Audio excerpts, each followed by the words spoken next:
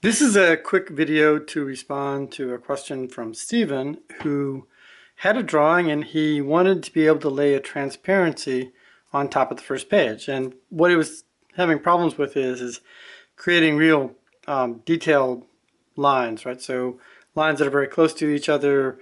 It's real easy to mess up the geometry, and so he just really wanted to have a drawing and then lay a transparency on top of it, then draw it and line up on top of it.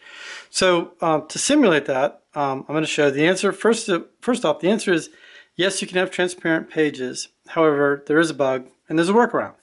So what he did, he'd created a drawing and then he wanted to put a transparency on top of the first page. And what you can do is you can actually go and you can go to another page. You can change that page to being transparent.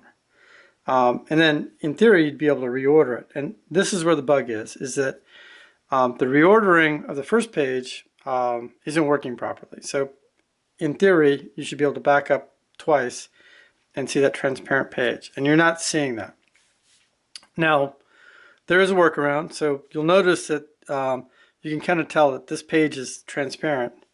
And you could drop, for example, see it's having other issues with it as well because of the page ordering. Oh, there we go. All right, so we can put these items on there. The page doesn't appear to be reordered, but if we did, for example, a save, we'll do a save as, and we'll just call it G save, and then reopen that page or that drawing, G. And now it is ordered correctly. So there's a workaround, but it is not possible to actually remove the first page or put a page on top of the first one. So that's a bug I need to look into. But that being said, let's go ahead and start another drawing here. And I also want to show some capabilities in terms of creating fine details.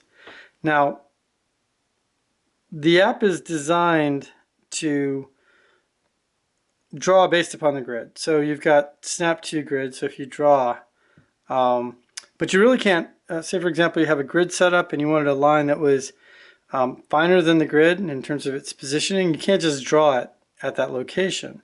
But what you can use is you can use the translate feature. So now I've got this set to 10 feet.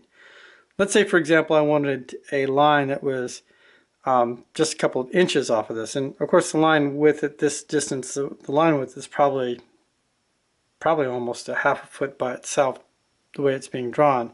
However, you can go to translate and we can actually change the distance we're translating down to 1 inch, for example, and now we can sit there and we can move another line to where it's really right on top of the initial line. So it's not going to automatically snap when you use the translate feature.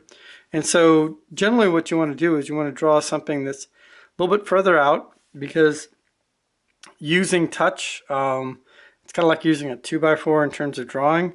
So you have a lot of problems in terms of proximity to what you're trying to create.